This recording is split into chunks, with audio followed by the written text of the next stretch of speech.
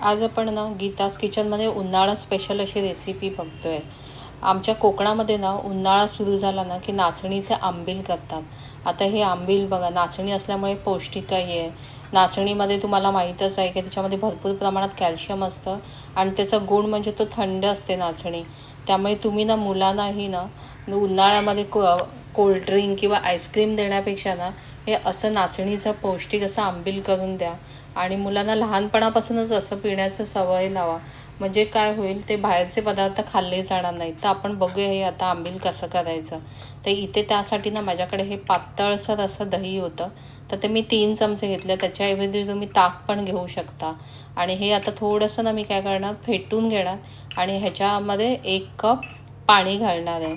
आपल्याला ना नाचणीचं पीठ थोडंसं आंबून घ्यायचं। म्हणजे हे आता मी रात्र आहे आणि रात्रीचं हे भिजत घालते आणि दुसऱ्या दिवशी आपण त्याचं आंबील करणार आहोत। आंबील करायला अगदी काही मिनिटातच होऊन जातं, जास्त वेळ लागत नाही आणि पौष्टिक आहे। नक्की करून बघा। आता बघा, इथे मी 1 कप पाणी घातलं आणि ते चांगलं मिक्स करून घेतलं। आता ह्याच्यात फक्त 2 टेबलस्पून आपल्याला नाचणीचं जे पीठ आहे ते घालायचं आहे आणि पुन्हा एकदा आपल्याला ते छान असं एकजीव करून घ्यायचं आहे। आणि त्याच्यानंतर मी हे झाकून दुसऱ्या दिवशी आपण ह्याचा आंबील करायला घेणार आहोत। हे आपल्याला थोडंसं आंबवल्यासारखं करायचं आहे। तर आता मी हे चांगलं मिक्स करून घेतलं आहे आणि मी हे झाकून ठेवते आणि आता आपण दुसऱ्या दिवशी ह्याचं आंबील तयार करायला घेऊया।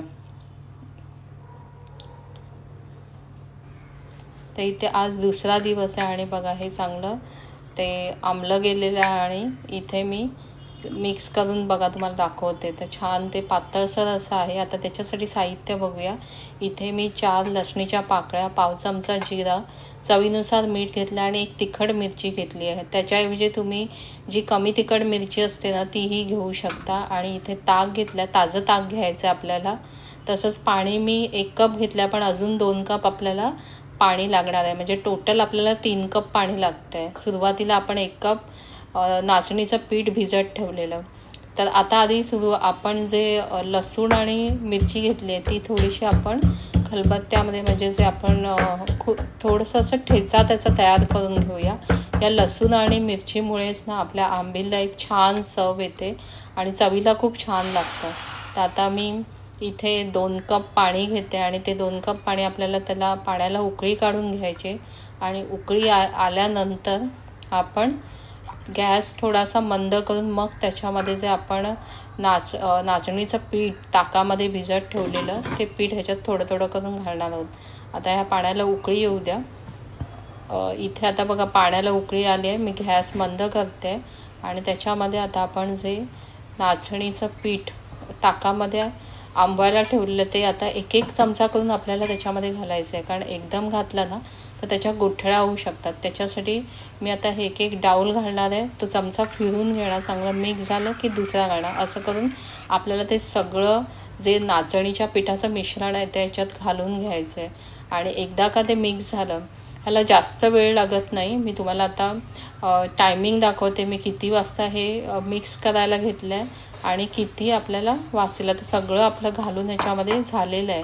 हे बघा, आता घातल्यानंतर मी आता तुम्हाला घड्याळामध्ये टाईम दाखवते किती वाजता आपण हे मिक्स करायला घेतलं। तर इथं आता जवळजवळ 9 वाजून 7-8 मिनटं झालेली आहेत आणि त्याच्यानंतर इथे हे चांगलं आता एकजीव झालं। तर एकजीव झाल्यानंतर आपल्याला गॅस पुन्हा मोठा करायचा आहे आणि त्याला उकळी काढून घ्यायची आहे। तर त्याच्या आधी आपल्याला ह्याच्यामध्ये जो आपण मिरची आणि लसूणचा ठेचा आहे तो घालून घ्यायचा आहे, कारण ते कच्चं राहिलं नाही पाहिजे याच्यासाठी आपल्याला घालायचं आहे। चवीनुसार मीठ आणि जे जिरं पावडर आहे पाव चमचा घेतलं आहे ते आपण ह्याच्यात घालणार आहोत। आणि आता पुन्हा एकदा मिक्स करून त्याला चांगली अशी उकळी काढून घेऊया। अगदी काही मिनटातच ह्याला उकळी होते आणि हे चांगलं मिक्स होऊन जातं। मिक्स एकदा का मिक्स झालं की आपल्याला सतत ढवळायची गरज नाही। आता हे चांगलं मिक्स झालेलं आहे आणि ह्याला उकळी पण आलेली आहे। तर आता मी तुम्हाला दाखवते की किती मिनटात हे तयार झालेलं। अगदी काही मिनटातच हे तयार होतं आणि हे तुम्ही करूनही फ्रीजमध्ये ठेवू शकता आणि जसं तुम्हाला पियायचं असेल तसं ताकामध्ये मिक्स करून तुम्ही हे पिऊ शकता। तर आता मी तुम्हाला घड्याळात बघा, तुम्हाला कॉर्नरला दिसतच असेल आता किती 9:15 झाले आहेत। आपण 9 8ला हे करायला घेतं, म्हणजे अगदी 7-8 मिनटात हे तुमचं हे जे नाचणीचं आंबील आहे ते तयार होतं. आता हे मी गॅस बंद केला आहे. उकळल्यानंतर 5 मिनटं मी उकळी अजून येऊ दिली आणि त्याच्यानंतर गॅस बंद केला आणि थंड झाल्यानंतरच आपल्याला हे सर्व करायचं आहे. तर इथे आता मी हे अगदी गार झालेलं आहे. तर आपण ग्लासमध्ये काढून घेऊया. तर इथे आता मी हे जे ताक घेतलं ते अगदी ताजं ताक घेतलं आहे. तर मी एक डाऊल दोन्ही ग्लासमध्ये घालणार आहे आणि त्याच्यासोबत मिक्स करण्यासाठी जे आपण आंबील तयार केलं ते ह्याच्यामध्ये मिक्स करून घेणार आहे. हे आंबीलानं ताक घातल्यामुळे या आंबीलला छान चव येते आणि हे गरमीमध्ये तुम्ही अगदी बघा दुसरं काही आईस्क्रीम बाहेरचं आर्टिफिशियल खाण्यापेक्षा, कारण त्याच्यामध्ये शुगरही जास्त असते, कोल्ड्रिंकमध्ये पण शुगर जास्त असते आणि अननेसेसरी आपली शुगर खूप अशी खाली जाते. त्यापेक्षा तुम्ही असं करून द्या. मुलांना अगोदरपासून सवयी लागल्या तर मुलं आवडीने खातील आणि चवीला लसूण आणि मिरची घातल्यामुळे त्याला चवही छान येते. तर तुम्ही हे आंबीलानं या उन्हाळ्यामध्ये नक्की करून बघा. पौष्टिकही आहे, शिवाय ताकही चांगलं असतं शरीराला, ॲसिडिटी वगैरे होत नाही. तर तुम्ही नक्की करा. आता आपण ह्याच्यात थोडीशी कोथिंबीर घालूया आणि नंतर मिक्स करून हे पियाला देऊया. तर हे जे आंबील आहे ना, आता आमच्याकडे मावशी आता दुपारच्या येतात, तर त्यांना मी आता हे आंबील पियाला देणार आहे आणि त्यांच्याकडनं आपण जाणून घेऊया हे आंबील चवीला कसं झालं आहे ते आणि त्यांना कसं वाटतं.